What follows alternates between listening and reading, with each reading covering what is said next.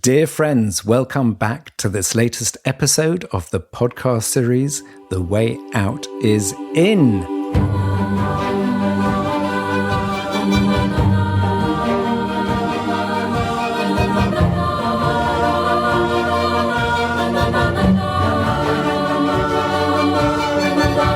I'm Jo Confino, working at the intersection of personal transformation and systems evolution. And I'm Brother Phap Huu, a Zen Buddhist monk student of Zen Master Thich Nhat Hanh in the Plum Village tradition.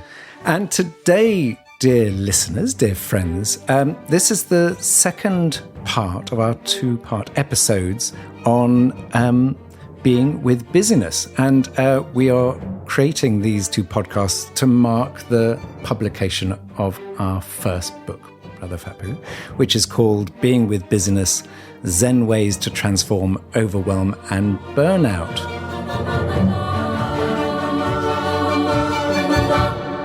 The way out is in.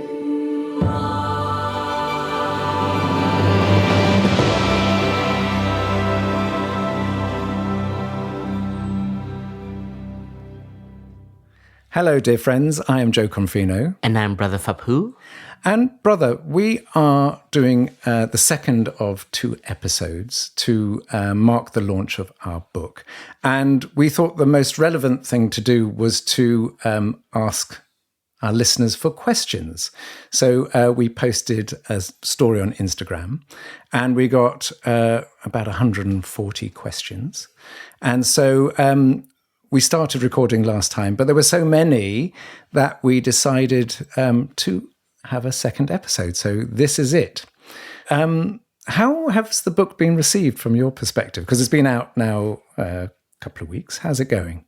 I think it's going well. Well, that's what I've heard. I think the topic is very relevant for so many people. And one of the greatest feedback is like having two companions in a book that they can carry around with them, and reading it. Some chapters, some friends would read it again and again because it becomes relevant to that particular moment in that day. So I think that was our intention, right? Was just to offer light to this big theme that we all go through, which is busyness, burnout, stress, and everything in between it. So what are the practices? Because one of the things about this podcast is we always want to make it relevant for people in their everyday lives. It's something they can listen to. And if they choose to, if they find something useful, that they could go away and practice that straight away or experiment with building that into their life. So I'll just ask a couple of questions. So maybe I'll read out a couple. I used to be able to practice mindfulness a lot, but ever since becoming a mum 3 years ago, I have been feeling overwhelmed and have been burning out very quickly. I also work full time. I think just that, looking after your 3-year-old, and I also work full time, and you just see how much work and how much commitment there is there. How can I get myself back into my mindfulness practice? So in other words, when I have so little time and I feel my mindfulness practice has been squeezed out, what can I do? And here's another one. My question would be for some practical tips on how to stay grounded and mindful amidst the busyness. I emphasize practical tips because it's all very well to be calm and zen when you're meditating or have the time and space to breathe. But what about when you're at work on a deadline and 3 people need something from you right now? The same could apply to a busy home life with small kids screaming, everybody needing something from you at the same time. How to remember to take that breath and calm yourself in these moments before reaching the point of burnout. And then we had a number of questions sort of related to individual sectors that I think we'll wrap in. But to give an example, someone said, working in healthcare, especially in a hospital, it can be so busy and fast-paced. What are the ways I can practice mindfulness whilst doing multiple things at once? P.S. The podcast brings me so much peace and calm at times when I need it most. Thank you. So I think what people are asking for in part, brother, is often we separate our practice from our life. So often we say, how do I find time to sit in meditation? How do I find time to walk when I'm so busy? And my own experience of the practice is most useful actually also when I'm in the busyness. And so how do I, as this question is, how do I remember to practice when I feel so much in my mind already? How do I open space? Very good question. And I feel that a lot of the question, some of them, the folks already have a meditation practice. And here, I just want to address that there is a dualistic view that meditation is outside of daily life. And I know it's not our intent, but the mind works it in that way, right? So first, I want to address the question towards about being a mother, because we have so many children come through the retreat, and I get to be with a lot of parents and get to hear their journey. So these questions have also come up towards myself and to the community.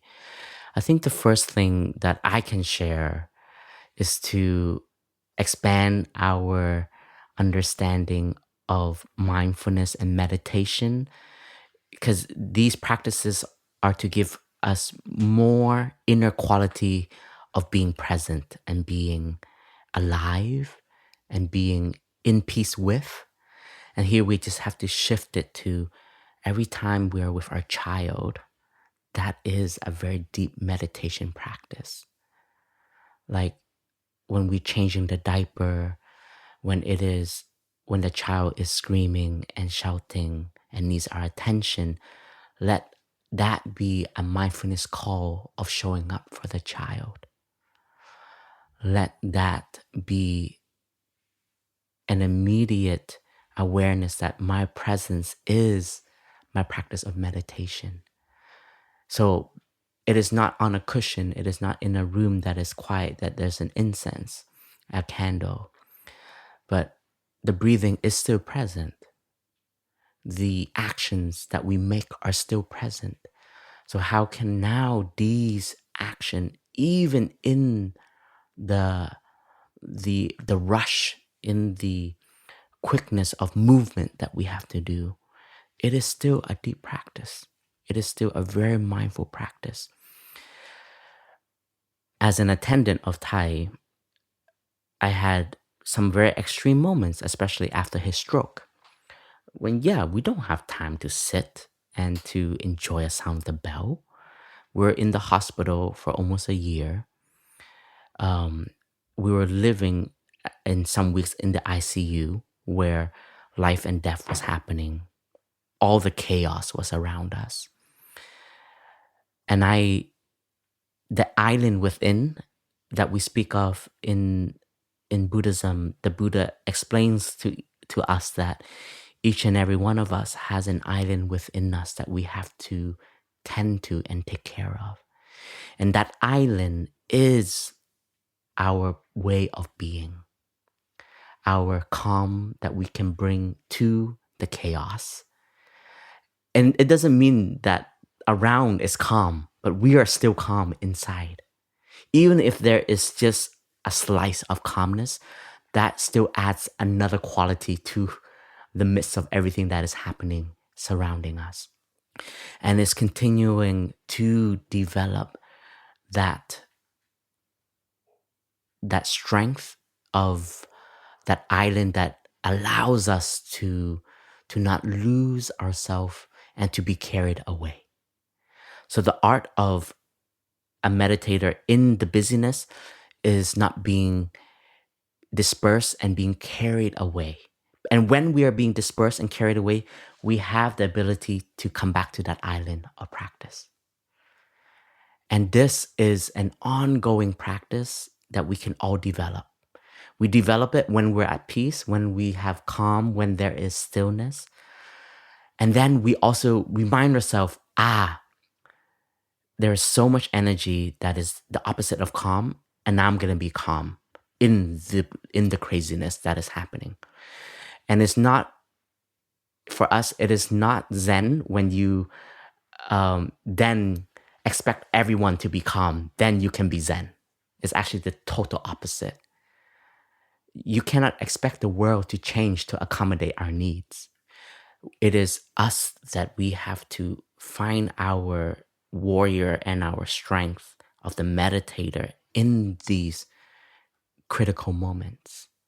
And it's to show that you can be a stable and mindful person in that chaos.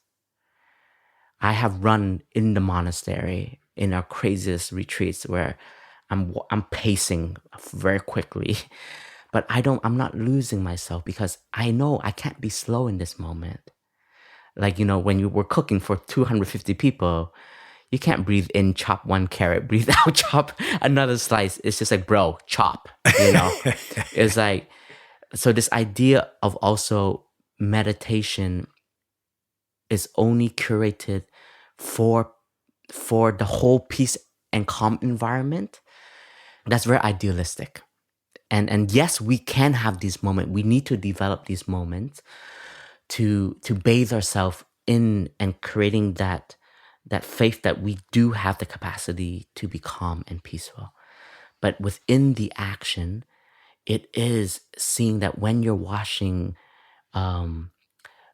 your plate, that is a moment you're just washing your plate. You're not thinking about the next project. That is mindfulness. And our teacher has written a whole manual, and it's called The Miracle of Mindfulness. And a fun note is that this book our teacher wrote was when he was exiled from Vietnam. He was in the West. And he still had a whole community back in Vietnam, his social workers. And he didn't want them to lose their spiritual dimension and their practice because they will be overwhelmed and they will burn out. So he wrote this as a manual so that they can maintain and see that in the day-to-day life, there is still mindfulness practice hidden in every action. Very recently, I had a very difficult conversation with a gentleman that we had to ask to leave Plum Village. And at first, I brought my calm. I brought my gentleness. And there was a moment I realized he's bending my gentleness and he is manipulating my kindness. And I had to change my attitude. And I had to change my way of speaking. And if you walk past, it doesn't look like I'm a kind monk. But in that moment, kindness is being abused and is being used back as a weapon against me. And therefore, in that moment, right action is I need to match his energy. But in my heart, I can really honestly say this, I did not hate him. But I'm just seeing that he is not understanding what needs to happen in this moment for his own well-being and for the well-being of the community. And so our understanding of peace and compassion, we have to see it in many lights. And there are moments when it can appear like we're very maybe mean even, but that strictness and that those choices of words that I literally said, you have to leave or I will call the police. And yeah, this is not something I ever want to say on a daily basis, but there are moments that we have to also be a more stricter and maybe harder kind of person, right? Which is actually kindness. Which is kindness, exactly. And I just wanted to just like share that the way of mindfulness in the daily life is totally possible. And sometimes we just have to untangle a little bit of the idea that we have of a practitioner. Another story I have is with TWOII, right? Like everywhere we go, Tai really does apply walking meditation, but he's not so dogmatic that he's going to walk like super slow to create crazy traffic jam in the airport. That's like an hour to cross the road. Yes, but Tai will still walk at a much slower pace because he knows that we don't need to be that fast. But it's very ironic because it's not ironic, but it is that the view is very ironic because you see two kind of stream of life happening, and two is possible, and we both get to the same destination. But what kind of energy are you bringing? Yeah. And there was one time when our flight, the whole gate was changed to another gate, and the announcement was made like, please, all passenger, please make your way there. And I know they were speaking to our delegation because it was like 30 something of us at the airport. Wherever Tai went on tour, he would take the community with him. And for a lot of his retreats were within the hundreds. He would bring his whole community. And because Tai didn't want to be seen as just one superstar or just one Zen master, because for him, the whole spiritual path is all about community. And I just remember that moment, Tai turned to us and he said, run. And we all just sprinted across the airport. It must have been such a scene. Like this was way before like the smartphones that we have and with cameras. Because I would have filmed that because that was quite a spectacular moment in the airport of like monks and nuns just sprinting across the airport. So it's also like we have to be in tune to the moment of what actions we need to apply to. If it's quick, if it's slow, if it's gentle, if it's strong. But our mindfulness is what we're cultivating in our mind at that moment. And then on a very practical practice, everything that we speak about in Zen, sitting on a cushion, now transfer that to sitting on your office chair. Like, see yourself when you are so sucked out of the present moment by the screen. Take a pause for 3 minutes, 5 minutes if it's possible, or even 3 breaths. They're all there. There are nuggets of practices that you have the permission and you have to have the will to apply it to, right? And Tai always says we all have to walk. Choose a distance where you're going and have the ability to just step back mentally and now put into action walking meditation. And slowly you will develop it so that it becomes just a natural way of your walking. So right now, walking meditation is still like a practice as an object to train and to achieve. But when I was with Tai, his walking was just mindfulness. There's no, I need to practice. His being was just mindfulness. When I'm sitting with him, there's never a feeling of like, I need to now breathe and be mindful. It's just, this is mindfulness. And brother, it's really interesting, this, what you talk about, this separation in our minds between work and home, because that's been there for so long that I can be a certain way at home, but when I walk out the door, I leave my moral, ethical, calm self and I go to work. And what you're so beautifully speaking about is we actually also do that with our practice. Our practice is at home, but our practice is in the work. It is in life. And there's always something we can do. And you talked about walking. There was one person who was here on a climate leaders retreat, and everyone made a commitment at the end. And this person made a commitment to, I think it was twice a week, walk in freedom from their kitchen to their home office, which was about 30 steps. And I think I mentioned this in the book because on one level, that looks, rather pathetic. Twice a week, I'm going to walk 30 steps in freedom from my kitchen to my home office. But what you're talking about is if that person does that because it's within their capacity right now, that's what they can do. If they really do that, then that will lead probably for them to do that 3 times a week or 4 times a week.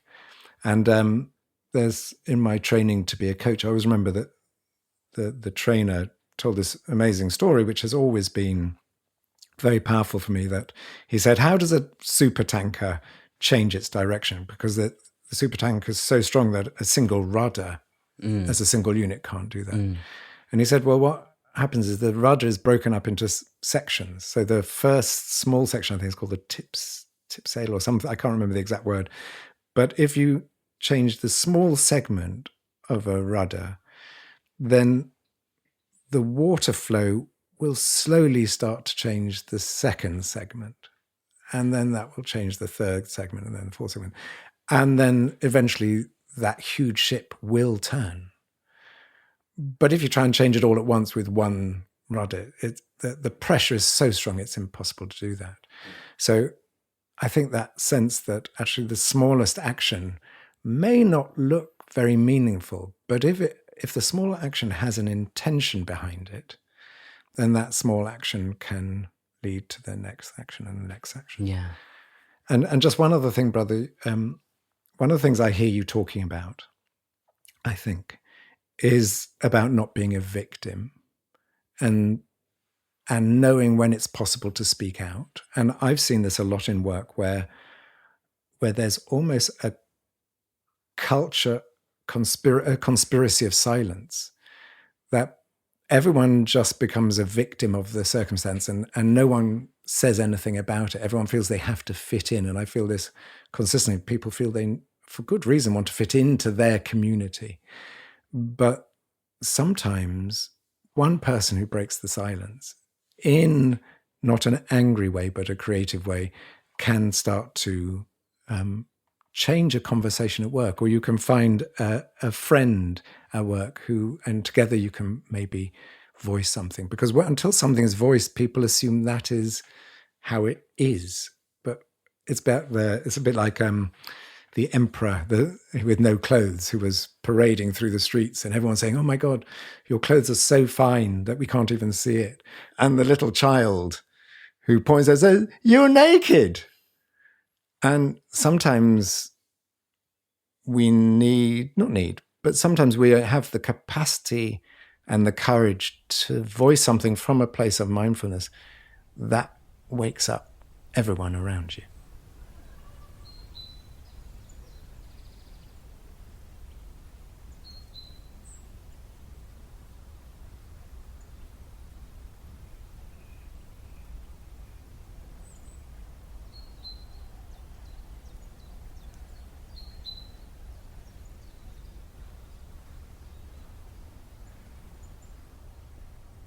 So, brother, perfection in mindfulness. So, what does that even mean? I think it's called enlightenment or something. So this is a really good one, because often people are trying to be perfect. And part of the burnout and overwhelm is from trying to be perfect. And then we bring that into our practice. So people look for a practice that is going to save them from overwhelm and burnout. But actually the mindset they bring to that actually can sometimes lead to further burnout. And so here's the question. How do you work with a tendency to replace obsessing about perfectionism at work with obsessing about a new substitute perfection standard to chase now, revolving around being mindful enough not to chase the perfectionism of work, with a big emoji of a smile? I tend to laugh gently at myself and say hello again when I notice it, but I want to go deeper. And there's something, brother, about allowing ourselves to be where we are. So Pema Chodron, the Tibetan nun, has a book saying, start where you are. And just to start this off, brother, just to tell a little short story, which is actually one of the younger monastics who now has disrobed, actually a year or two ago. He came round to my house for tea. because we live a short walk away from Plum Village Monastery. And we were standing at the top of our garden with a beautiful view, and we have a sort of a table there where we eat in the summer. And I said to him, okay, stand where you currently are. And he stood. And I said, now place your right foot to where you're trying to be. And he took a big step with his right foot to the right. And so he was very unbalanced. And I literally just gently tapped him. I might have mentioned this story in a previous episode, but it doesn't matter. Repetition is sometimes helpful. And I gently pushed him and he fell over. And what that was such a strong expression of was that he was trying to be the perfect monk. He was trying to do it all perfectly. But actually in his mind, he was actually not a perfect monk. He was deep in his suffering. But that distance was very destabilizing. And actually, I said, the perfect place to be is where you are. As soon as you're trying to be perfect at something, then you are actually creating more suffering. So, but come back to this question, brother. How can we avoid using the practice to actually as a tool for our suffering? I'm trying to remember my youth when I just started in the meditation practice, and especially when I was a novice, a newly ordained monk. Because at the beginning, our teacher and the community tells us that right now, your bodhicitta, meaning like your energy of practice, your mind of awakening, your mind of love is really strong. So you want to ride that wave, and you really want to invest your energy and your youth in the practice.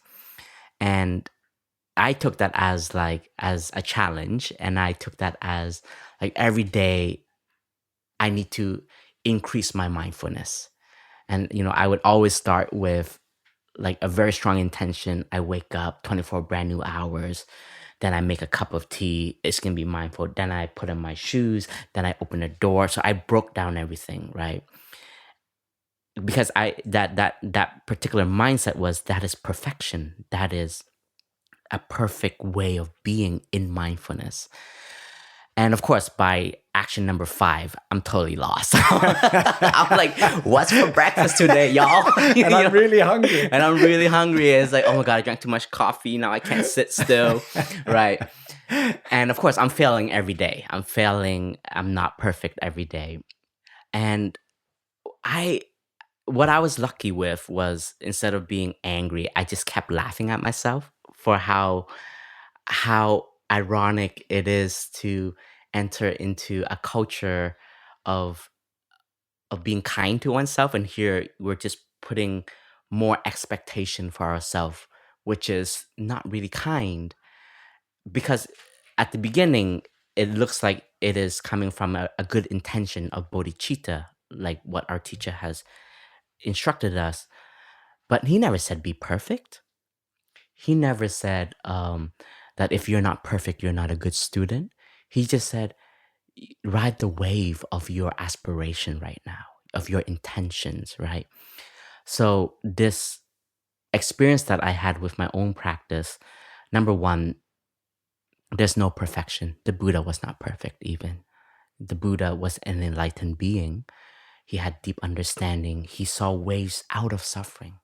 And that gave him such freedom, because then he wasn't entangled by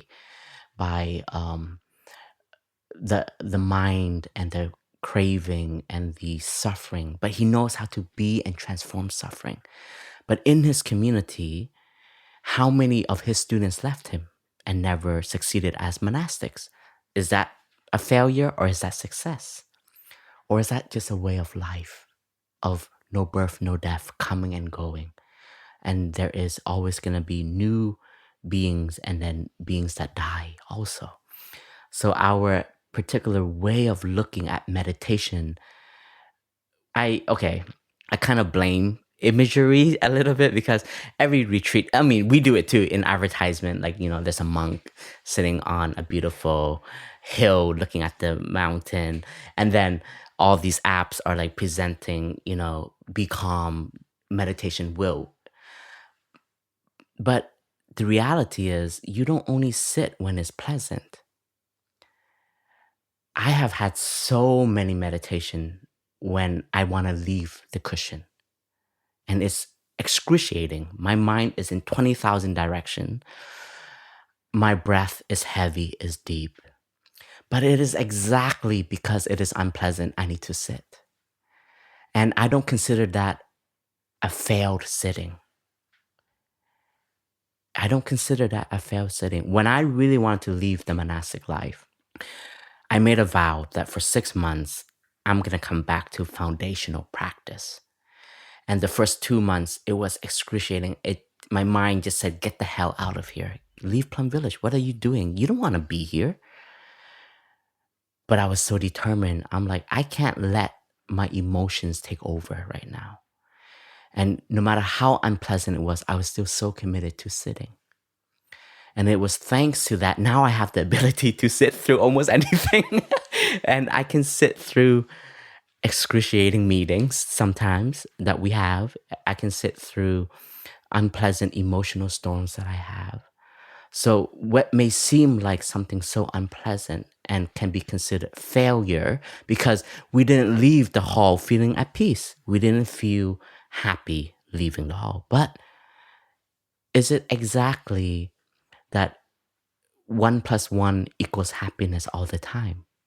Maybe 1 + 1 equals being in suffering, being with busyness, being and embracing our overwhelm and just sitting with our overwhelm, not even having a solution for it.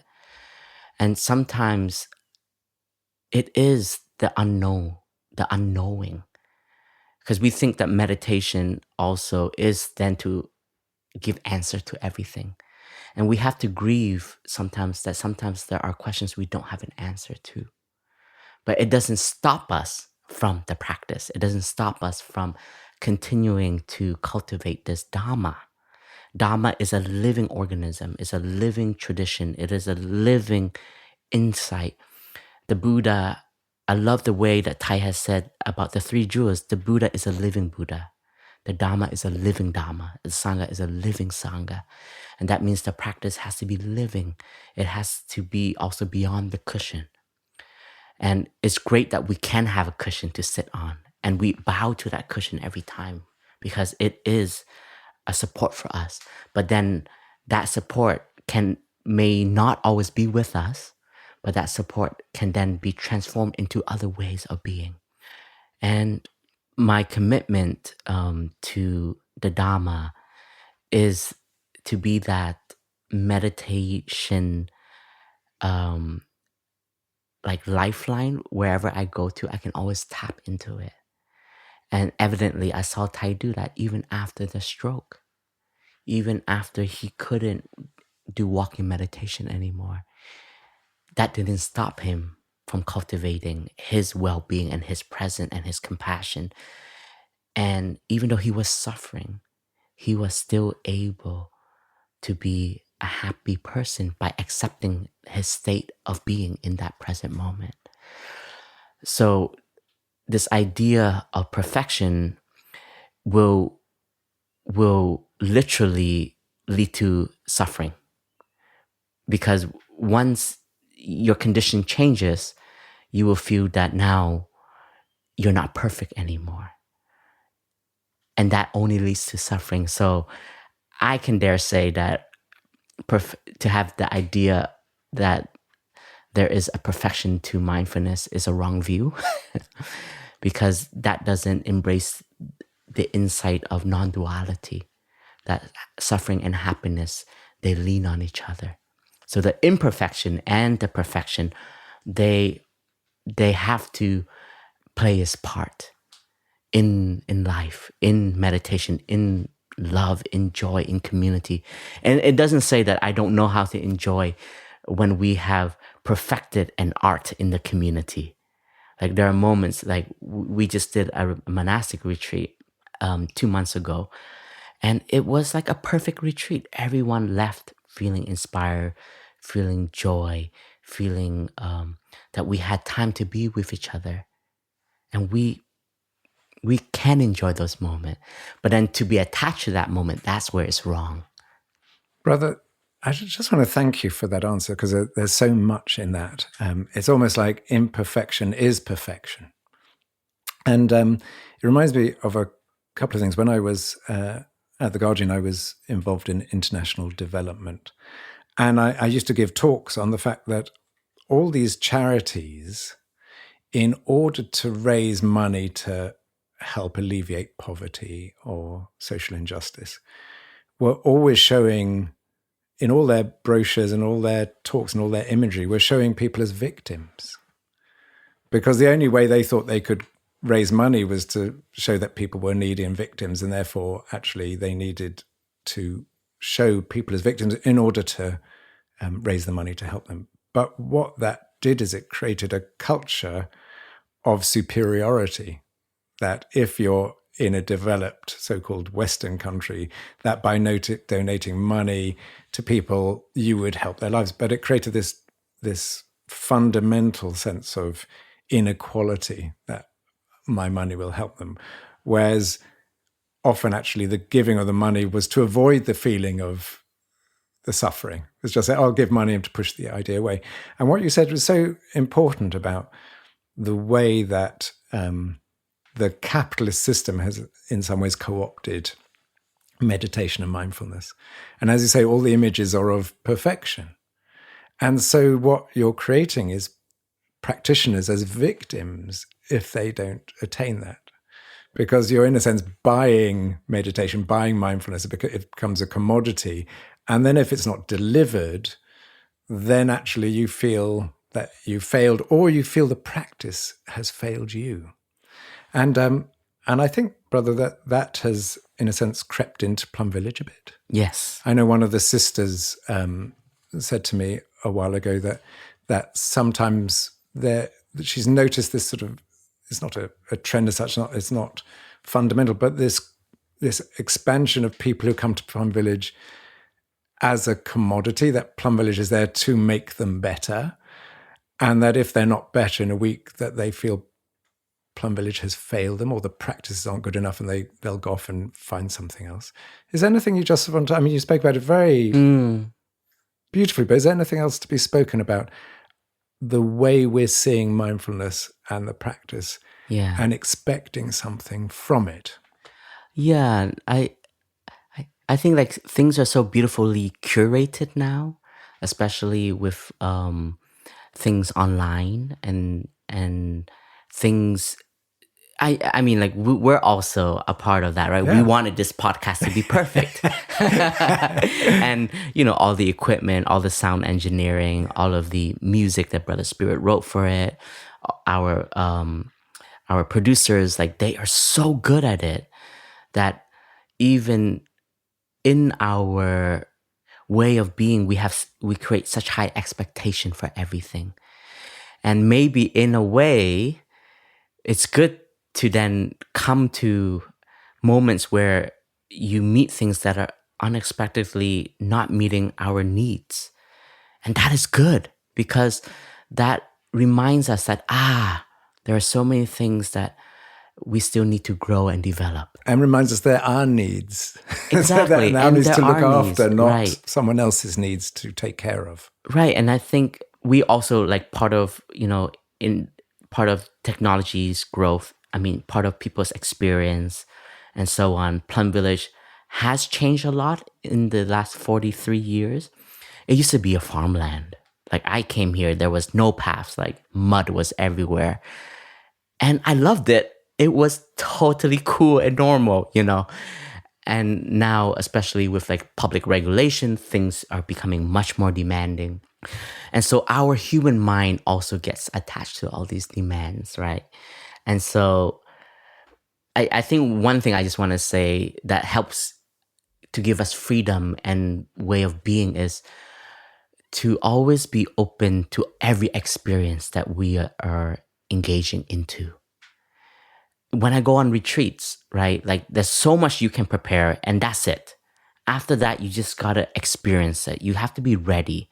We don't know who we're meeting. We don't know who will be in our audience. And we can't just stick to what we've prepared and not be open enough to change and adapt and move so that the present moment is a real moment. It's not something that we've created from the past.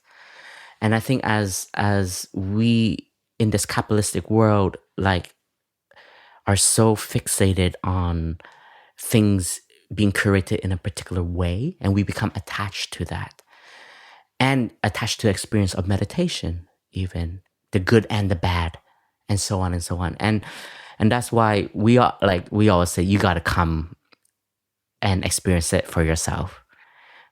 Whatever you're hearing is still just my experience and your experience and our notions. But the reality is we just have to apply everything. And that's why I love, like, even the Buddha, he said, don't believe me. You have to practice. You have to be the experimenter, right? You have to experience it. You have to put it into practice.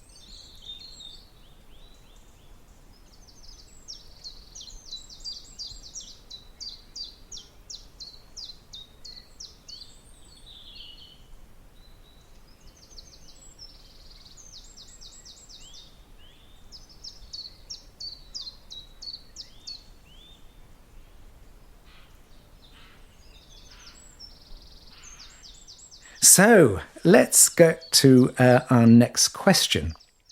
So this one, brother, is something that comes up regularly for people, which is that people aren't just feeling burnt out in their own life or overwhelmed in their own life experience, but actually when they're looking out in the world and seeing what's going on and all the sort of polycrisis we're facing of climate and biodiversity loss and social injustice and war and misinformation, etc., that they're feeling overwhelmed and burning out just from either feeling all that or from actually trying to make a difference and finding that it's like trying to swim against a tsunami. So there are a few questions around this. So I'm going to just read 3, actually, which give us a sense of what people are feeling, and then we can answer. So the first one is from someone saying, I'm 74 years old, and throughout my life, I've been always able to pull myself out of depression.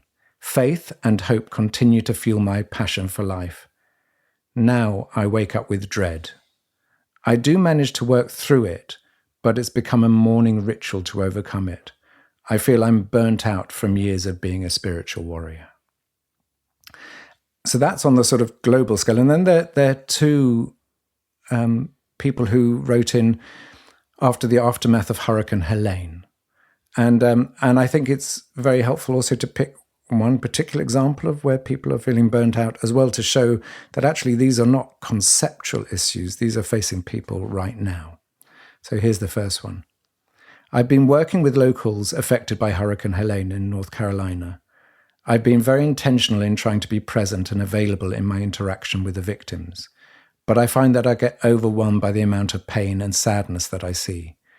How can I be of service to others while still caring for myself? And the second one, we are walking into our 3rd week after the Helene storm went by Asheville, my town in North Carolina, USA. 3 weeks without water, electricity, and many without their home, business, or family members. I see beauty in the many trucks with license plates from all over the country. I see beauty in the water I can carry or in the new view I have from the trees that no longer stand.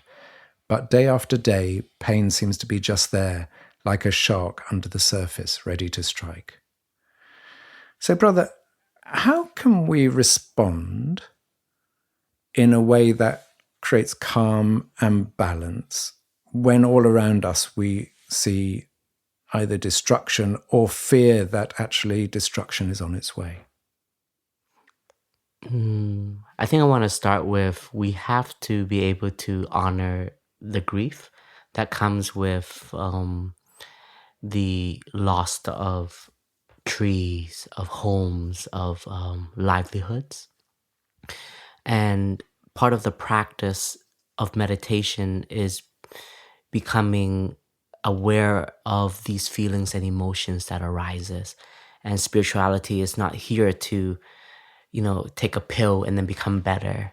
It's actually, it allows us to ground ourselves, to be in touch with impermanence. This is the nature of impermanence.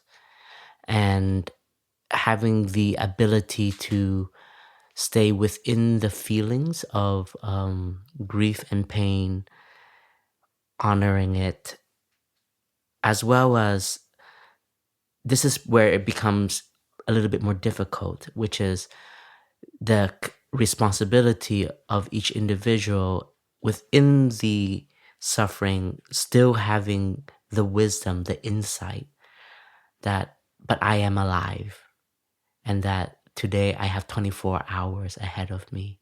How can I cultivate these 24 hours? It may not be with the blue sky and the birds and the flowers, but it is, how can I support all of the victims of the hurricane, of my own family, of my own loved ones, of my community? So it is like directing our source of energy. Even if it is pain and grief, we can still direct it to building love, hope, communities.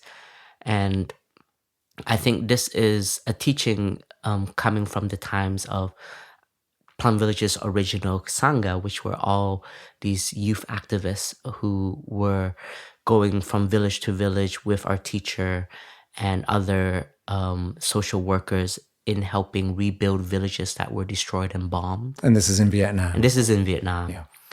And a part of it already is the aspect of community life. It's like seeing pain and suffering and collaborating together. And in the work of collaboration, it is like the practice of letting go of self also, because you're of service now. And realistically, when we're in service, if it looks like we're just giving out energy, but there's also energy coming back in with us. And it's important to also be proud and be happy with our capacity of offering, like our willingness to give, our generosity, even if it's very simple. It is just an act of, going to give out batteries or give out medication, Tylenol, vitamins. In Vietnam, present time, our monastic communities over there, when the storm happened in the north of Vietnam, we prepared many care packages, and monks and nuns would go on boats, joining the villagers to bring to the villages that were destroyed, and also witnessing death, witnessing also loss of ancestral trees. I think one of the pain, the collective pain that was shared among the North was all of these huge trees that have been there for hundreds of years, considered like our ancestors, are all gone now because of the huge storm. And we have to also be able to honor that. And I saw collectively as a community, people crying of the loss of nature here. And so there is an element where it can also become a ceremony where we can honor the lost also. So when we're grieving, one of the practice in Buddhism is to have channels where how to put our grief, our hopelessness, our pain, and we do them in ceremonies. And it is a physical act where we would unite our body, speech, and mind. We would sit upright. We would collect ourselves through mindful breathing. We would set an intention while we are bringing ourselves to this moment. And then for us Buddhists, we would light an incense. We call it an incense offering. And for us, when we light the incense, it represents fragrance. And our teacher would explain it like it represents the fragrance of mindfulness, concentration, and insight. These are the 3 trainings that every practitioner has to develop. Mindfulness is awareness of what is happening in the very here and now. And then to develop one-pointedness, a direction of where we are focusing our energy. And then having the insight from this is like, and it can be as a prayer, we pray, or it is a prayer in action, we go into action.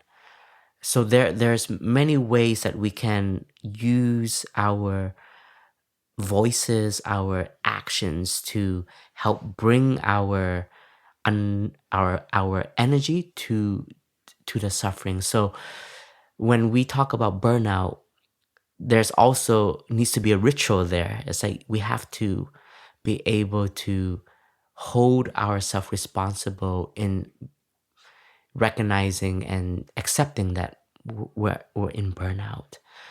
And one thing to do is, it's hard, especially when you're in burnout, because I think each and every one of us have been in it. But because I've heard this insight and it really helped me during that time, which was, and burnout is also impermanent. You cannot think that it's going to be there forever, because everything is of the nature of impermanence. So our state of mind and our state of energy, whether it's mentally or physically, can change. And that is the beauty of impermanence, is that if we recognize and we see, and then we have actions towards it, it's not just ideas now. Ideas are not enough. We have to put into action another way in order to help us transform our burnout, our loss of energy, or even loss of hope. So here we have to go back to fundamental. It sounds crazy, but it's exactly, you have to go back to basic. You have to come back and remind yourself that you have the ability to take care of yourself. You have the ability to bring some element of relief in the sense of joy and stillness and care and self-care for yourself. And particularly in those moments, that's the hardest thing to do, because we can become very critical to our own self, and we become critical to the world. We become critical to the suffering that is present.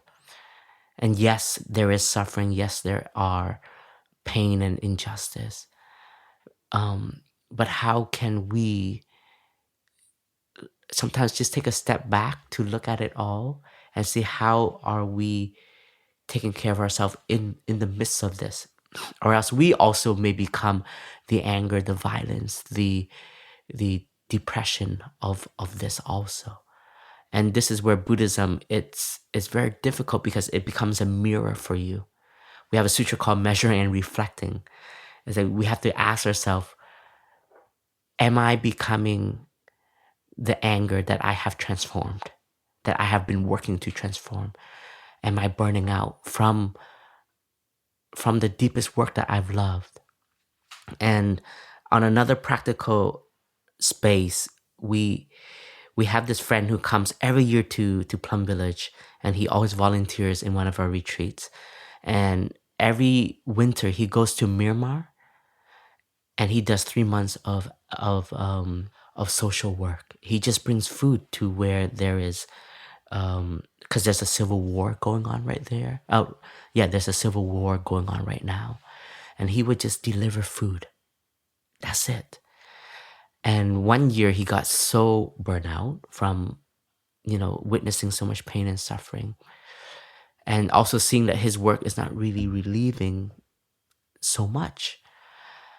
So he came back to Plum Village the next year, and he met Sister Jang Kong, who is in our community like a bodhisattva. Like she helped our teacher start the school for youth and social service, and he shared with Sister Jang Kong what he's been doing and how he feels he becomes powerless.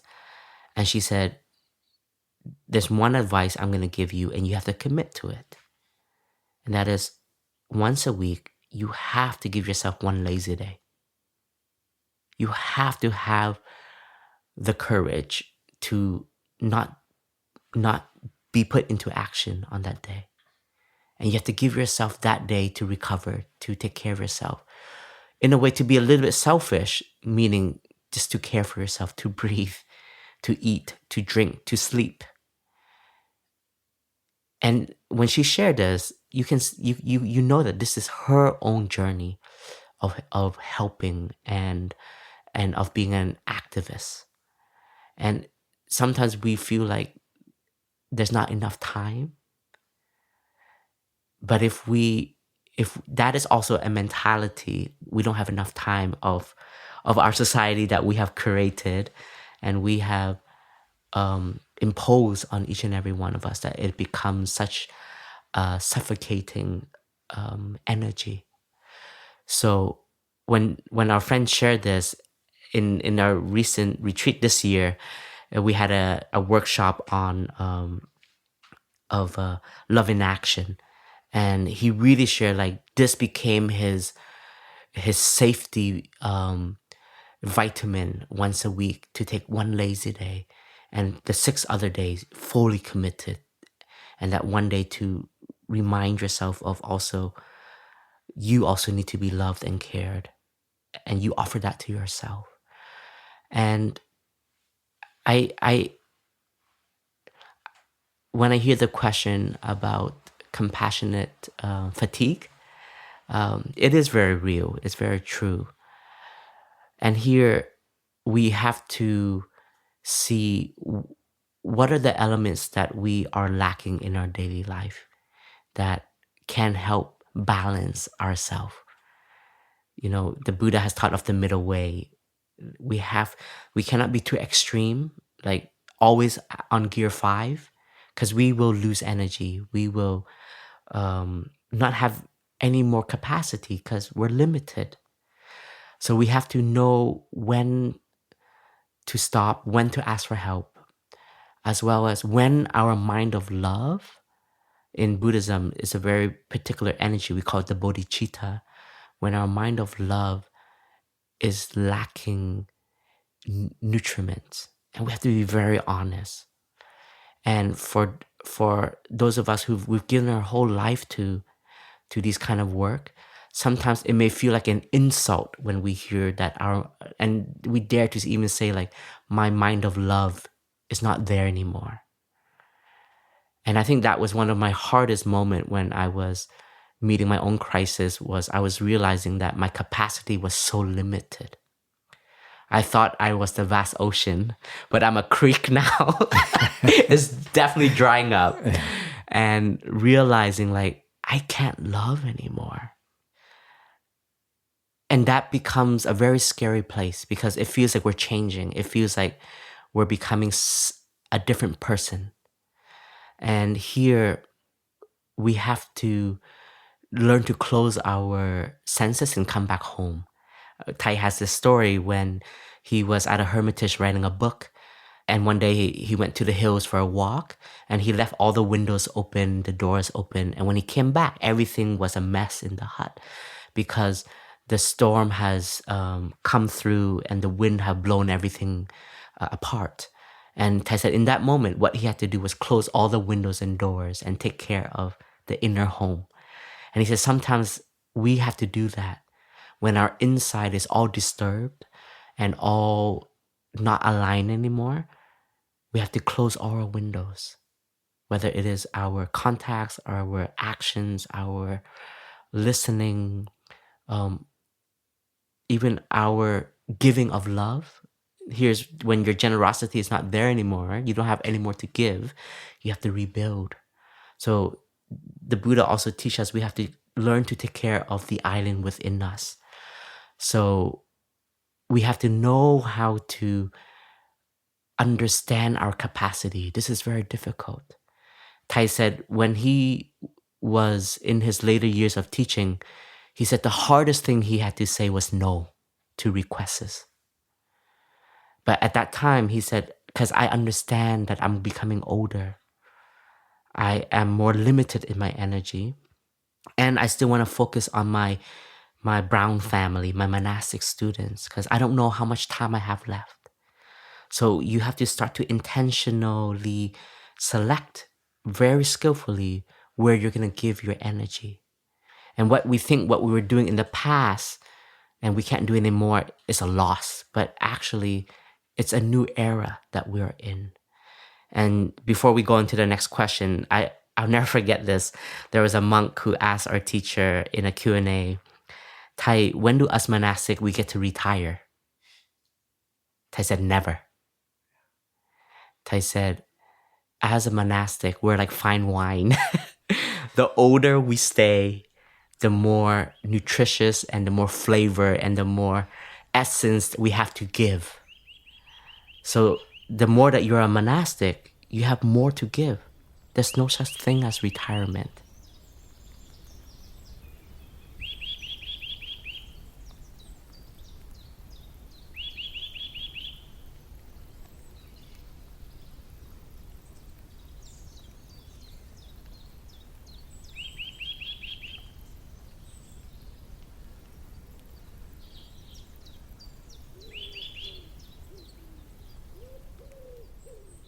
Beautiful, beautiful.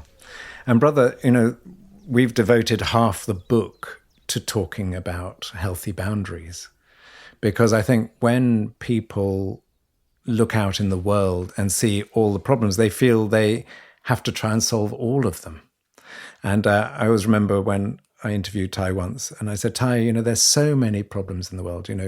How do you deal with when there's so many calls for help?" And he said, "I've learned to do one thing well.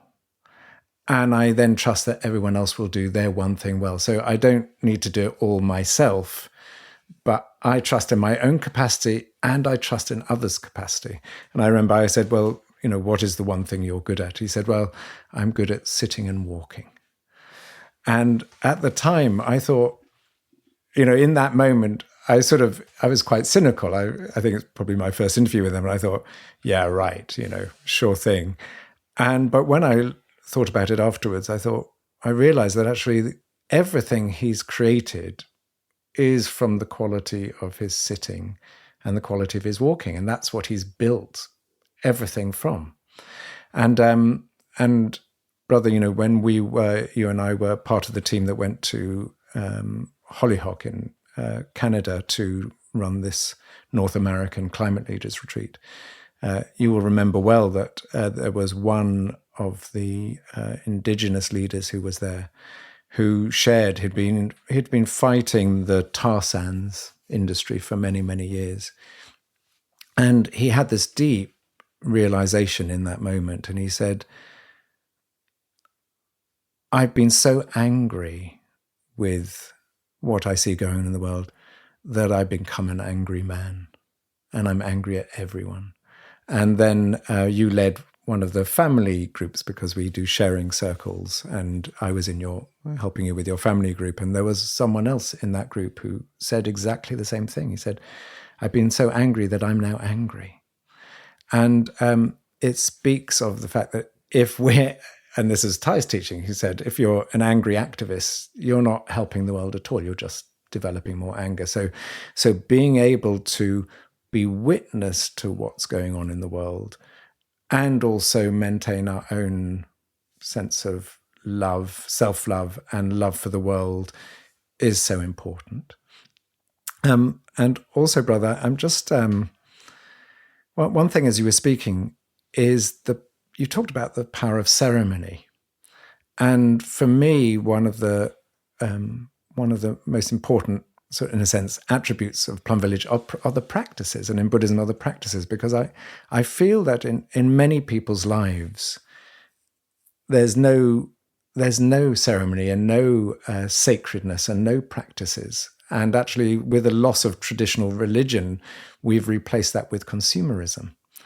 But actually, one of the things that's so powerful about Plum Village is there are just these simple practices. There is a walking meditation. You can take yourself off for a walk. And you've told many stories over the years of Thai when he was going through very difficult times. He would go with that practice. And we talk a lot in the book about the more we spend time when we're healthy and happy building these practices, then when trouble hits, then we have the capacity to deal with them. So thank you for raising that. Just a very simple ceremony can help us to feel connected to something more than us. And when we just think it's all on our shoulders, that's when we burn out. Yeah. And on this fact, like, I just want to continue my teacher's like wish for the 21st century. And he kept reminding in retreats, he's like, when you go home after a retreat in Plum Village, please set up a breathing corner in your home. Please set up a space. It can be very simple. It can be just a little table with a flower, a fresh flower, and a candle or an incense holder for you to light an incense, so that you develop a practice space and it becomes a part of your life. So no matter how busy you become, just like for our stability in our life, we need food, we need water, we need some physical movement. And here, now we need some spiritual movement. And I think this is an element that is so crucial for our times. Like Thich has made this statement. He believes that if we are to overcome the suffering of our century, we need a spiritual dimension, period. He said, if we don't have this spiritual dimension, we will just keep repeating history. And we will keep creating and developing new technology, but these technologies can't replace the already transmitted wisdom of how to be in the present moment, our responsibility of taking care of our life, our joy, our happiness, shining the light of understanding to the pain, the grief, the suffering, and transforming it. But now most of our technology, like we've mentioned, it's like looking forward, looking to distract, looking to be away. So the spiritual dimension, in a way, is a technology. And it's an old technology. It's a very old technology. And believe it or not, it's free. And can be practiced from day one, doesn't need to be trained up. Right now, right here. And brother, in terms of, you talk about a spiritual dimension, the beauty of Thai's teachings are that it's not a spiritual dimension in the clouds. He interwove it with an ethical way of living. It's not something that is, spiritual dimension, we'll sit and just sort of meditate and that's it. It's absolutely directly attributed also to, his 5 mindfulness trainings about, what is loving speech, how do we consume in a way that's responsible, how do we use our sexual energy? It's very practical. Very down to earth. Yeah. So next question, brother. This one is something I suffer from, and I don't think there's an answer to it. So, and we're not here necessarily to give answers. We're here to just allow some energy to come into these questions. So this one is about knowing when to press on and knowing when to stop. So here we go. I find it really hard to figure out when I've pushed myself too far and need to step back versus when I should keep going. I feel stuck in a cycle where I want to be more ambitious in my work, but at the same time, it's driving me crazy. If I give up too soon, I'll end up feeling frustrated that I wasn't persistent enough. How do you know where to draw the line? And the reason I come across this many times, brother, where people are, let's say, engaged in a project and they're facing all sorts of difficulties. And there's this sort of Western mindset. If I just keep going, I'll get over this hurdle. If I just keep moving forward, I will find the solution. As opposed to, it's time to let go.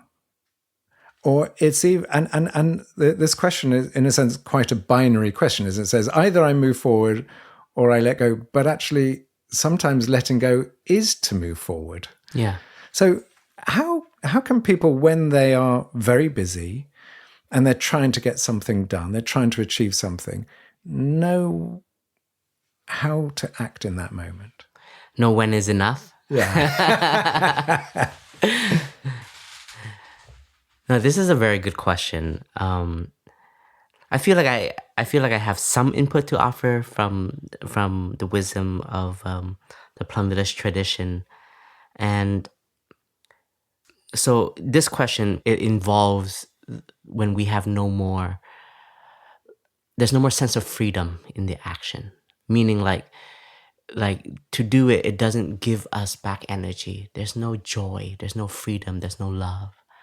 And I think for me, that is like a pulse to feel. It's like when we're in action, when we're doing something, and we realize that we're lacking space. When my love is big, when my heart is big, which is the Buddhist mindset, is like every day my heart needs to grow bigger. And when my heart is very big, I can embrace anything. You can be a jerk to me and I will still find a way to love you. Oh, thank you, brother. That gives me full permission. No, but honestly, like I think one of the luckiest like inheritance I have from my blood ancestor was I don't get angry easily, and I let go very quickly. I'm very blessed with that. But as I progress in this life, I've also recognized it gets shorter and shorter and shorter. Wait till you're my age. Oh yeah. But that has really been my what's the thing when you weigh? My scale. It's been my scale. Like, how much can I offer in this moment is when how big is my heart. And when my heart is so big and there's so much love and energy, days and night doesn't matter. Like when when Thai had the stroke, I didn't sleep. I was on almost 18 hours a day. We had rotations, but we still had time to also care for ourselves, like our grief and everything. And at the end of our time in one of the hospital wards, we were moving department. The nurses went to say goodbye to us because we've kind of established a relationship with the whole team because we were there almost like every day. So the nurse asked us, she said, I just want to ask, how is it possible that you can take care of your teacher with such love and tenderness and care? She's like, even my own parents, I don't think I can do what you guys are doing for your teacher. And the only answer I had was love. Like, you have no idea what this man has done for a lot of us in our life. Like, he's transformed our whole way of looking, our whole way of being, has given us so much. So this gratitude is a source of energy. This love is a source of energy. So it doesn't matter time and space and how much effort we put in. I'm dealing with a situation right now where there's a sibling in our community who doesn't know how to volunteer for things in the community, and it's very calculative, like everything. Oh, I've done this, so that's enough. But yes, and you're not tapping into the spirit of community life. It doesn't matter about the schedule. It doesn't matter if the circle, we have a circle of rotation. If the rotation comes to you, if you see that it's dirty, you just clean. And folks who operate on this level, I pity them a lot, to be honest, because they also seek a lot of attention and a lot of admiration. But it won't come because there's no heart of openness. And one of the brothers who we were like having a conversation with to look at this particular situation, because we were all talking about it and we're like, okay, guys, an intervention. We got to have an intervention.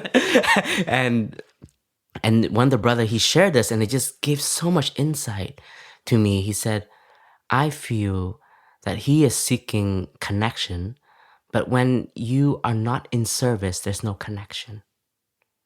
Because your connection is just consuming us. You're just here to consume me, you, through a cup of tea, through conversation. But you're not selfless. So when you're not selfless and you're not communicating through us, not through just a cup of tea, but through action, through service, then there's no real true communication, especially in our tradition, We're not here for a salary. We're not doing this for any position. It all comes from heart space, right? And it comes through that, it develops trust and love within our community. And I have like, I wanted to give up on this brother. And by chance, I listened to one of my teachers' Dhamma talk, and he talks to the elder brothers. I was a young novice in that Dhamma talk. He talks about, elder brothers, when you are only complaining about your young ones, you're not doing the job. Oh, that knife goes straight in. He's like, you have to become even friendlier in order to communicate to them, to talk to them, to show them their shortcomings, to show them their blind spots. Oh my gosh, yo, when I heard that, it was just like a slap in the face by Thai. It's like, wake up, Phap Huu. And I have really been, practicing to open my heart more and to have understanding. Where's this coming from?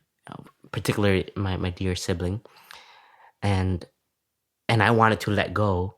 But for me, letting go there is giving up. So we have to be very careful with the word letting go. So letting go in the space of Dhamma, that insight of letting go, it is to grow and to have freedom. But if we're to let go, to give up, I think that's a different energy.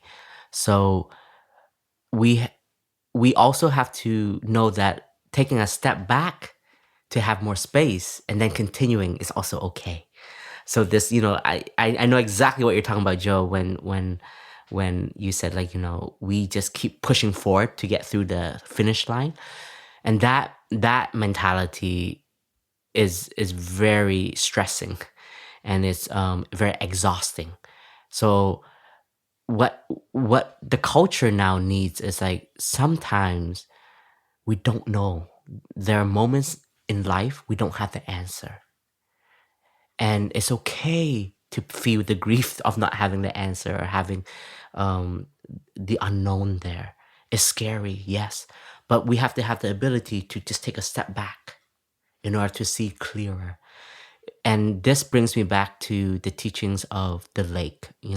Sometimes when the lake has been shooken, but with the storm, with the weather, there's no space for stillness. It can't reflect everything.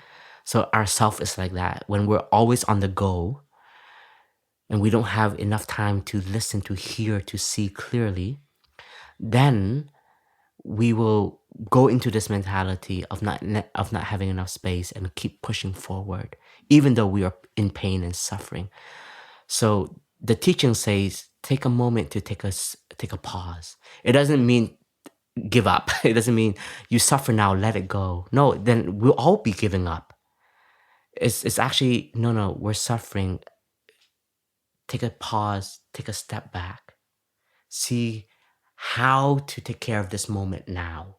Because what we are carrying from when we started, we're a different person now, right? And this is important, that one of the Dhamma seal is non-self, is that when we began this mission, we were a different person to this present moment. And when we finish this, in whatever form and shape it takes, we will also be a new person by then. So sometimes what we have started with, that insight maybe has also evolved. Our understanding, our capacity may have also evolved, and it may have also changed. It may have become a little bit more limited. Health, the mental, physical, and then the nature of life around. I've had so many siblings where in their monastic life, it was almost like at the peak, and then their parents got very ill. They have to go home for 2 years, and they miss 2 years in the community. Then they come back, and they are a new person. And I would say a new person with new insight, with new beauty. Yes, they are different than 2 years ago because they've gone through impermanence now. So their way of seeing, their way of being is very different. So the idea of what we've carried from the beginning, that we also have to continuously remind ourselves that in this present moment, I'm a new person. What is my capacity? What are my limits? Do I need to take a step back? Or no, I have enough energy. Let's keep pushing forward. And sometimes pushing forward with newer ways. And brother, one thing I want to come back to is you were sort of talking about how people often fall into a position of sacrifice, that they're giving in order to get something back. And the more desperate you are to get something back, the less you get and the more desperate you can become. And maybe you try even harder to get that love, but because you're so desperate, people don't give it to you. And that can lead to feelings of burnout. And I was talking to one of the senior brothers the other evening, Brother Phap Huu, Brother Spirit as he's known. And we were talking about this and he said, well, one of the real sort of, in a sense, pernicious ways of modern Western society, he said, is that people have dual problems. One is that they have self-loathing, and the other is they have a wish for perfectionism. In other words, not only do we not feel we're enough, but actually we don't often like ourselves. And then on the other end of the spectrum, we're trying to be perfect. And that is the perfect storm for overwhelm and burnout. That we don't think we're enough, or we actually dislike ourselves. We're trying to fill that hole by doing things to get the feedback, to try and make out we're okay, which we don't believe anyway. So we never actually receive the feedback. Even if people give us this wonderful feedback and say how wonderful we are, if we're in sacrifice, we don't actually receive that in our hearts. We're in a sense feeding the belief that we're not good enough. So I think there's something around overwhelm and burnout, which is that actually it all comes back to self-love. And you talk a lot about this. There's a very, it's almost Halloween, so there's a very scary description of this particular energy and particular state, and it's called a hungry ghost. And that's a Buddhist term. That's isn't a Buddhist term. Yeah. It is literally painted and described in Buddhist literature of hungry ghosts. And the hungry ghost is someone who is very hungry, and their body is very big. Like it needs a lot of nutrition. It wants to eat. But its neck is so small and thin. It is ready to devour food, but nothing can come through because the neck is so small. And Tai once gave a talk on this, and Tai said, oh, don't think that it is a ghost. The hungry ghost energy is in each and every one of us. And Tai said, in our community, and there's a few of you I see in this community, walking around, looking for love, looking for admiration, looking for recognition. But if you can't love yourself, and you cannot even give your own self the care and the understanding that you are searching for outside, it will never be enough. So I myself, I have seen myself in hungry ghost energy and spirit, like just feeling that I need to consume. I need to consume you, Jo. Tell me that I'm good. Tell me that I'm great. I need the world to tell me that. But I've received that, and it doesn't feel enough, right? And then there are moments when I do feel I'm so free. Freedom means like I can just be who I am today. And in the who I am, it means that I'm also free from who I am, because I can't be me without all the conditions. And in that moment, the love comes from within.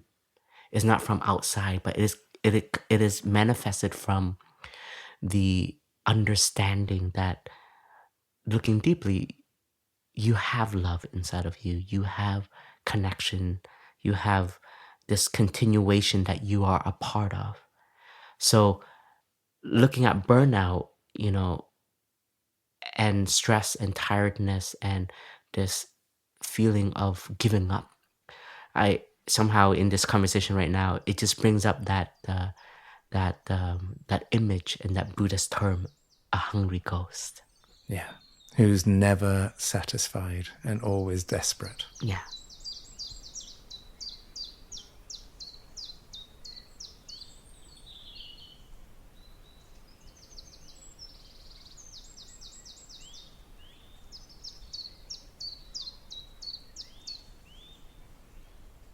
Next question, and only a couple more. How to avoid burnout in Plum Village is the sort of what I wrote down as the title. So here's the question. I live in a land-based intentional community with much the same values, yet the same conditions that lead to busyness, overwhelm, and burnout in the developed world keep manifesting in the community, both on a personal and collective level. How do you manage this in Plum Village? Thank you. There you go. You got the thanks for the answer. But it's a really great question, because people imagine that when they join a community or when they're part of something which, as he says, is intentional, then everything's going to be fine, because everyone's going to, you've immediately got the conditions for perfection. But of course, we bring ourselves to those communities. And if we're fractured ourselves, then if we don't have practices that support that community, then it's going to fracture as well. And I know one person I was speaking to who was trying to set up an intentional community, and he said it's wonderful because everyone comes here wanting to create community, but everyone comes with their own individual idea of what community is, and that creates so much stress. And he said one of the things that he sees as most important within Plum Village is that the spiritual practice, the teachings, are the centrifugal force around which the community is built. In other words, it has a absolute heart around which everything's built, and that allows, and because everyone comes here and trusts that makes it easier. But nevertheless, there are tensions in this community, and so I suppose my question, brother, is how does Plum Village deal with the issues that are also outside in the world? And I always remember I once asked Tai, I said, Tai, I come here because of you, because you've been, everything you've learned has been forged in the white heat of war. You've gone through so much in your life. And I said, but there are all these young monastics. Why would I want to listen to them? What have they got to offer? And he said, everything that happens outside in the world also happens within Plum Village. So given that, brother, how does Plum Village work with these forces? Wow. One intention that plays a very important key role in our harmony, and that is really the practice of interbeing. It is essential. You have to practice interbeing here, meaning you have to learn to be selfless here. Especially as monastic, we train to live with new roommates every year. So we are being tested again and again. So you swap? We swap rooms. We swap roommates. We swap rooms and roommates. Sometimes we're in the same room, but with 2 new person, or with 1 new person, or with 3 new person.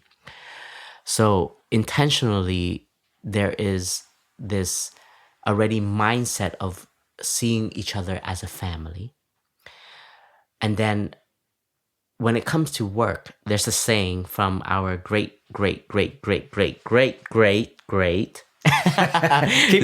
keep going monastic culture, and it says việc chùa không bao giờ xong, meaning the work of the temples are never done.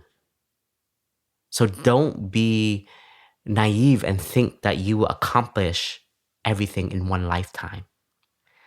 And to understand that everything that we are doing in the present moment, we are creating a heritage for the future. And we are sustaining and establishing and enriching a culture that we have received. And this is where it helps me the most in my particular role. When I feel burnout and when I feel overwhelmed by like ridiculous like administration work, which I did not sign up for, and like next week I have to like meet some lawyers, for example, right? I didn't know I was gonna be doing this when I joined when I was 13 years old. And sometimes, you know, even myself, I'm like, am I a monk? Like, aren't we supposed to be like living under trees and like, you know, renouncing the world? But here we are, you know, deep in the belly of the beast. And what helps me the most is I see that all the work that I'm doing today and that we are doing today, it is for the future generation. I'm thinking about 7 generations down the line, like of the foundation we are setting, of the tradition we are establishing, the culture that we are developing. These will become inheritance for the next generation, just like how we have received from TWOII and then from his teachers, and then go on and go on and go on all the way to the Buddha's time. So when we think about a community, number one, it takes a lot of endurance. It takes a lot of strength in keeping a direction. You have to have a direction for a community, or else you have that problem. Everybody's can bring their ideas, right? So in Buddhism, we have the 6th harmony. And one of the harmony is we all practice this Dhamma. You can't bring Vipassana training into Plum Village. You have to practice the Plum Village tradition. We will not give you a place for nonviolent communication workshops here, because that is not our tradition. But it doesn't mean that those elements are not in our tradition already. We're not going to bring in laughing yoga, which it was brought in, and I was just like, what the heck is this? We're doing it now. No, but it was, oh my gosh, like there was one time I came back from a day of practice and enter into a space, and I just heard people laughing, and it sounded like crazy people. Sorry. But and I was like, what is going on? They're like, oh, this is, you know, I'm like, I'm so sorry, this is not our tradition. We don't practice this here. And of course, like from time to time, there's a few brothers, a few friends would like to try something, you know, no problem. Like I have a hobby. I love basketball, but I can't enforce my whole community to play basketball. You know, there are those of us who love like just plain healthy food, no salt, no sugar, no oil, but you can't enforce that on the community, right? There's some principles that we all share. For the lay community, the 5 mindfulness training, the 14 mindfulness training, and the monastic, we have 250 trainings that we all follow, period. So even in the monastic law, like our code of conduct, if I am to travel to another tradition, I will have to adapt myself to that tradition. I can't just say, no, I'm Plum Village, I don't do that. So I have to be in harmony with the direction of that community. So setting up a community, when people ask me, I always ask, what's your intention? Have you spelled it out? What are your 4 pillars that everybody has to invest in? For example, we have 4 pillars that we have in Plum Village. And the first pillar, that is that we all have to practice. The second pillar is we all have to have the mind to learn, to study, to be trained, to be open. The third pillar is we all have to serve, whether it is sweeping the grounds, to cooking, to giving a Dhamma talk, to offering a podcast. And all these services support the ecosystem of the community. And the fourth element, it is our pillar of joy, our responsibility of joy. I can't blame you, Joe. I'm not happy here, Joe. Make my life happy. No. That's your responsibility. So these are 4 pillars. And recently, one of our brothers shared, and I think it's wise. He said, I think we can continue developing Thai's 4 pillars that he has given us. And he thinks we also have to add in the pillar of well-being, of physical and mental. Like, we have to take care of our body. We have to be diligent in being active in our body. And we have to be diligent in taking care of our emotions. Of course, that's already in the practice. But he said, I think we should spell it out, though. Because sometimes we just think of practice as sitting meditation, as walking meditation. But when you're emotionally overtaken, that is your responsibility to practice, right? So, for example, these 4 pillars we all share here. And you will be asked to leave if you don't practice. You will be asked to leave if you're not contributing to the community, if you're in disharmony with the community.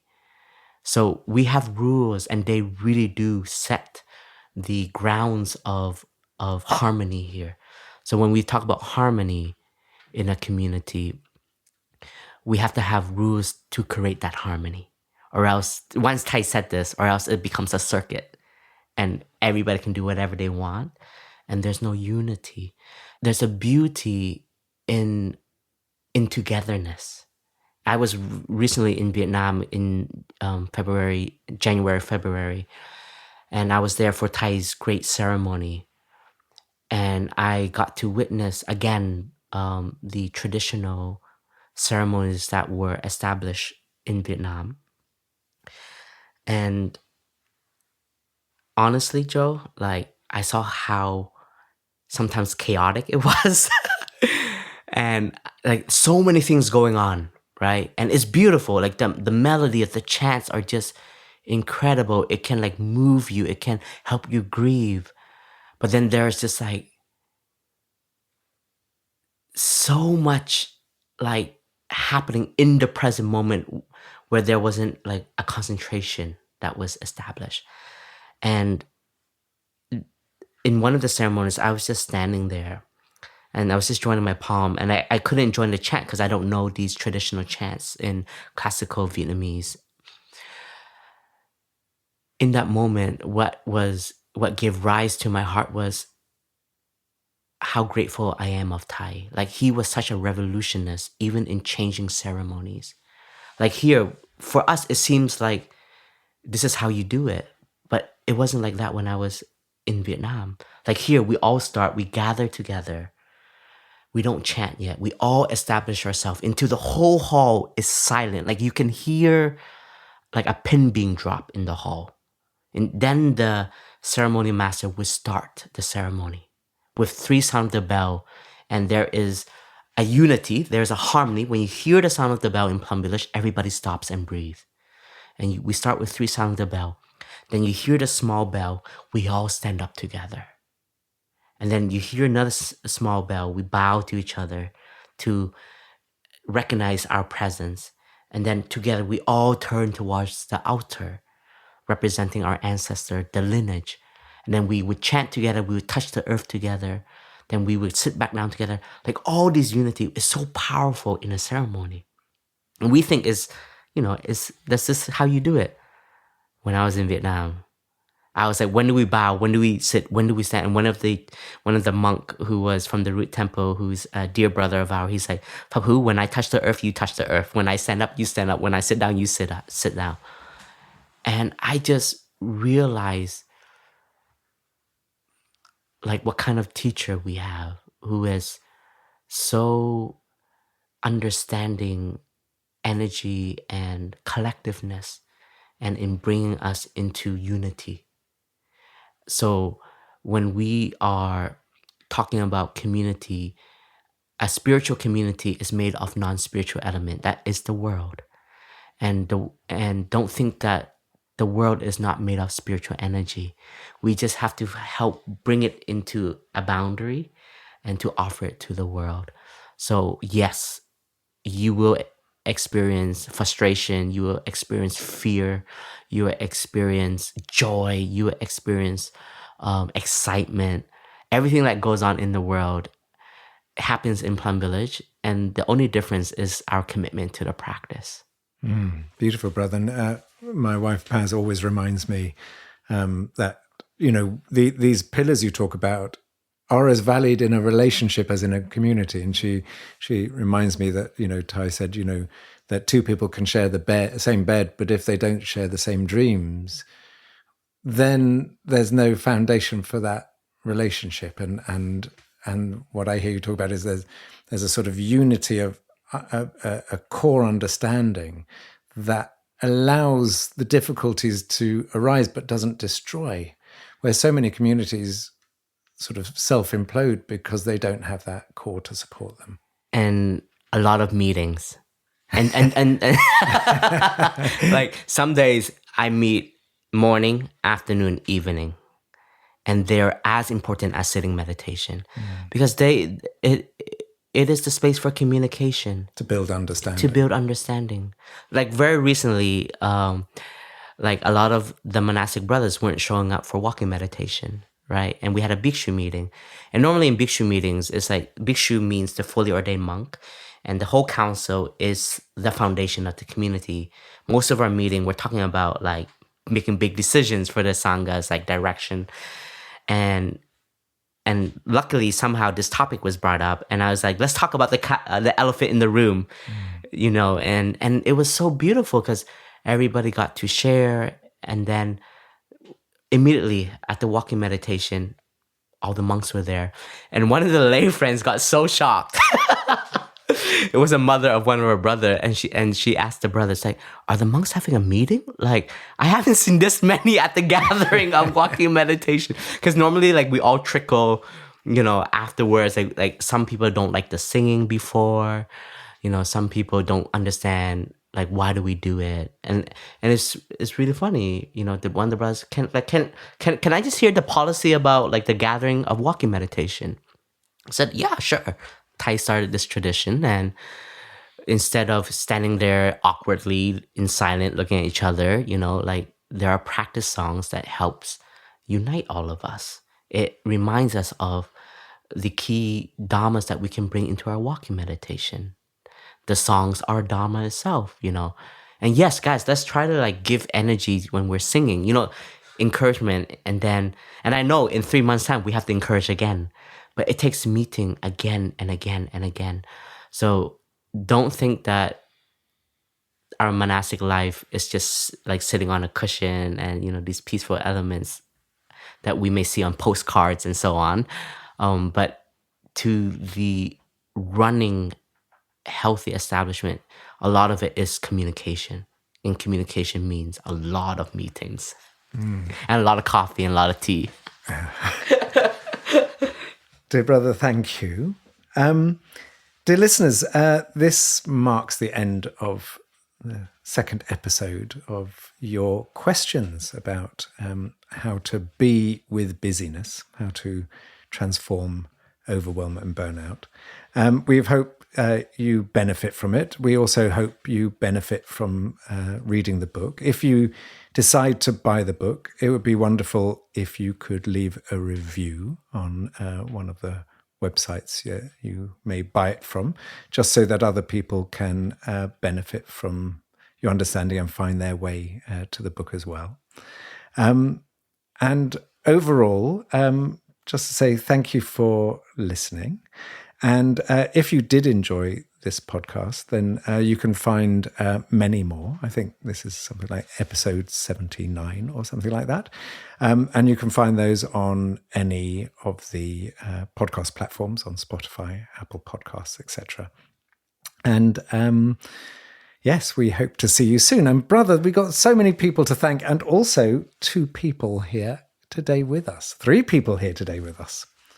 Yes, and we are super grateful to all of the ones who have also supported in the journey of the book. And that's all of the listeners also, and also our team from Parallax. So very grateful for the team. And you can also find all previous guided meditation in the on-the-go section of the Plum Village app. Sorry, no guided meditation in these 2 episodes. Because there's so many questions and we just wanted to have. And we're exhausted now. We don't want to burn out. We don't want to burn out. That's right. That's right. And this podcast is co-produced with Global Optimism and the Plum Village app with the support from the Thich Nhat Hanh Foundation. If you feel inspired to support the podcast moving forward, please visit tnhf.org/donate. And we would like to offer our gratitude to our friends and collaborators, Clay, aka the Podfather, and our co-producer, Kata, who is present here today, Georgine, who is on sound engineer, Jacopo, who is on camera, our other Joe on audio editing, Anka, our show notes and publishing angels, and Jasmine and Cindy, our Bodhisattva on the social media space. Wow, big team. Very big team. Thank you, everyone. Bye.